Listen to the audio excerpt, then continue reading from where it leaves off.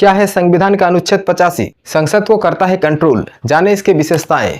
संसद का मानसून सत्र शुरू हो गया है। ऐसे में आइए जानते हैं कि क्या है संविधान का अनुच्छेद 85 जो कि संसद को कंट्रोल करता है। चलिए जानते हैं इसकी विशेषताएं। भारत की संसद का शीतकालीन सत्र सोमवार 21 जुलाई 2025 से शुरू हो गया है। पूरे देश की निगाह इस सत्र पर टिकी है। सरकार और सभी विपक्षी राजनीतिक दलों ने मानसून सत्र के लिए अपनी अपनी तैयारियों को पूरा कर लिया है। इस सत्र को शुरू होने से पहले आइए बताते हैं भारत के संविधान में अनुच्छेद 85 संसद के सत्र या अधिवेशन, सत्रावसान अर्थात सत्र की समाप्ति और विघटन से संबंधित है। अनुच्छेद 85 भारत के राष्ट्रपति को संसद की बैठक बुलाने या इसे स्थगित करने की शक्ति देता है। यह अनुच्छेद राष्ट्रपति को शक्ति देता है कि वो समय समय पर संसद के दोनों सदन को जब और जहां वो उचित समझे मिलने के लिए बुलाए। इसमें एक नियम यह भी है कि सत्र में अंतिम बैठक और अगले सत्र की पहली बैठक की तिथि में 6 महीने का अंतराल नहीं होगा। अनुच्छेद 85 की प्रमुख बातें।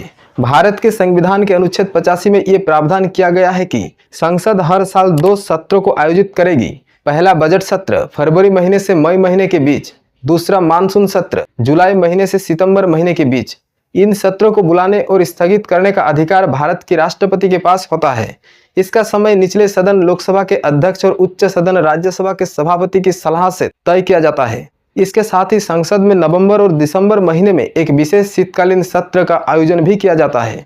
अनुच्छेद 85 2 क संविधान का ये भाग संसद के सत्रावसान से संबंधित है। आपको बता दें कि सत्रावसान का मतलब है संसद को भंग किए बिना इसके सत्र को समाप्त करना।